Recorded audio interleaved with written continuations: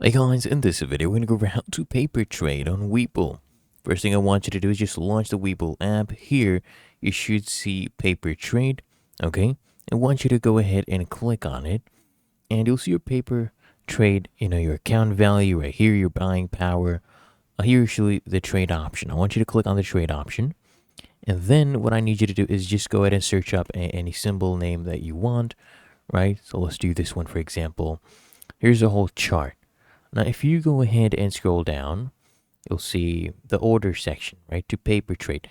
So you choose the side you want. So you're either buying or selling. You can choose your order type, whether it's a limit, whether it's a market, and you can choose your limit price, for example, and choose your quantity, your trading hours, whether it's the regular hours or all day, okay, and then your time enforced.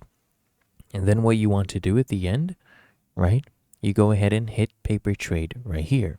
Really that easy. So if you found this helpful, make sure you smash the like button and subscribe to App Mentor.